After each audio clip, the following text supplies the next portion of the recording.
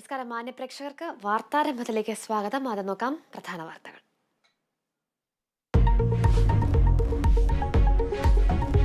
ഗാസയ്ക്ക് സഹായമെത്തിക്കാൻ ഈജിപ്തിലെ റഫ കവാടം ഇന്ന് തുറക്കും. മരുന്നുകളും അവശ്യ വസ്തുക്കളുമായി ദിവസവും അതിർത്തി കടക്കുക 20 വീതം ട്രക്കുകൾ. ഗാസയിൽ ഇസ്രായേൽ ഹമാസ് സംഘർഷം തുടരുന്നു. ഇസ്രായേലിന് വ്യോമ സഹായവും സാമ്പത്തിക സഹായവും ഉറപ്പാക്കുമെന്ന് ആവർത്തിച്ച അമേരിക്ക. ഹമാസിനെ റഷ്യൻ പ്രസിഡന്റിനോട് ഉപമിച്ച ജോ ബൈഡൻ. എന്റെ വൃദ്ധത്വം തലനരക്കാത്തതല്ല, എന്റെ യുവത്വവും കൊടിയ ദുഷ്പ്രഭുത്വത്തിൻ തിരുമുമ്പിൽ തലകുരിക്കാത്തതാണ് എന്റെ യൗവനം. കേരളീയ രാഷ്ട്രീയത്തിലെ വിപ്ലവ നായകൻ VS 100ാം വയസ്സിന്റെ നിറവിൽ. പിറന്നാൾ ആഘോഷമാക്കാൻ പാർട്ടി പ്രവർത്തകർ.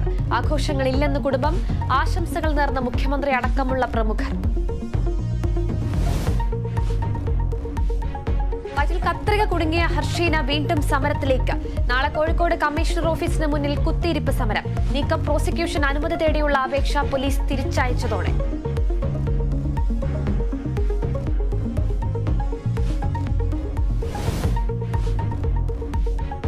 കരുവന്നൂർ ബാങ്ക് തട്ടിപ്പ് കേസിൽ കൂടുതൽ പേരെ ചോദ്യം ചെയ്യാൻ ED.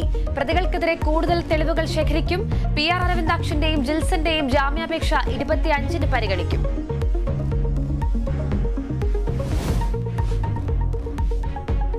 സംസ്ഥാന സ്കൂൾ കായികമേളയ്ക്ക് ഇന്ന് കൊടിയിറക്കം. ഇന്ന് 25 ഫൈനൽ മത്സരങ്ങൾ. പോയിന്റ് പട്ടികയിൽ കുതിപ്പ് തുടർന്ന പാലക്കാട്.